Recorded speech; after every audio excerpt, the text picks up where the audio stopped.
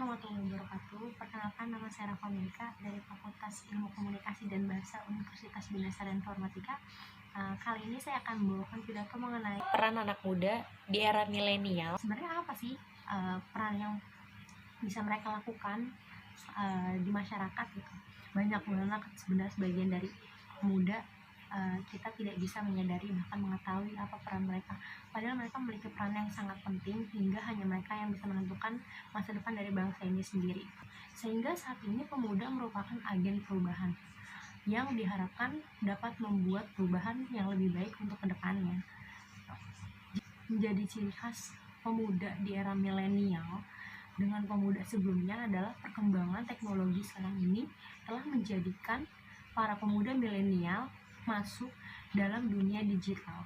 Saat ini salah satu letak perubahan tantangan generasi muda zaman sekarang adalah sebutan sebagai kaum milenial. Mungkin gak asing untuk kita disebut sebagai kaum milenial gitu, karena itulah seharusnya kita jadikan patokan atau acuan bahwa kita sebagai pemuda harus bisa merubah keadaan bangsa dalam berbagai bidang sektor, terutama sektor politik gitu loh. Berbicara tentang politik secara umum, di dalamnya ada tanggung jawab.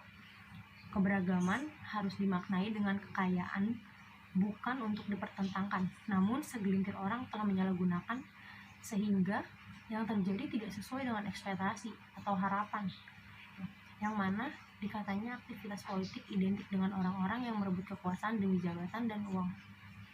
Tak hanya kebanyakan dari pemuda menghindari dunia politik karena dianggap sebagai sarang kejahatan tanpa kita sadari. Inilah yang memperparahkan keadaan politik kita, baik dari kemampuan maupun integritas yang menjadi berkurang. Bahkan ironisnya ini sudah dianggap hal yang lumrah. Karena masalah politik sudah menjadi rahasia umum, di mana para pemangku kekuasaan adalah orang-orang yang mementingkan kepentingannya di atas kepentingan rakyat. Banyak sekali contoh masalah yang berkaitan dengan politik yang sering terjadi di Indonesia. Salah satunya adalah korupsi dan nepotisme atau yang biasa disebut dengan KKN, yang sampai sekarang tidak menemukan titik terang untuk pencegahannya. Walaupun pada dasarnya sudah hukum yang mengatur tentang KKN ini, namun mereka seperti orang yang buta dan tuli akan hukum, padahal mereka tahu bahwa negara kita adalah negara hukum gitu loh. Sudah saatnya bagi para pemuda melaksanakan perannya sebagai agent of change untuk mendorong terjadinya inovasi bangsa ke arah yang lebih baik, termasuk kita para pemuda peduli akan optimis untuk menciptakan kualitas politik yang baik di negara kita. Karena perbaikan politik hanya akan terjadi apabila ada orang yang baik, profesional, dan integritas masuk ke dalamnya. Politik di negara kita sudah lama dipegang oleh oknum-oknum yang tidak bertanggung jawab, yang hanya karena jabatan dan uang semata mereka menghalalkan segala cara. Inilah yang sebenarnya menjadi politik kita tuh dianggap seperti sebelah mata gitu loh. Jadi ketika orang yang terjun ke dunia politik, sebenarnya mereka punya niat baik, tapi mereka akan dianggap sama dengan mereka yang melakukan kejahatan di dalamnya gitu. Mungkin sebenarnya ada beberapa karakteristik sebagai pemimpin gitu, sebagai agent of change. Pertama, memiliki visi yang jernih gitu. Jadi kita sebagai pemuda seharusnya mulai dari sekarang kita harus mempunyai visi yang jernih untuk memajukan bangsa kita sendiri gitu loh. Yang kedua,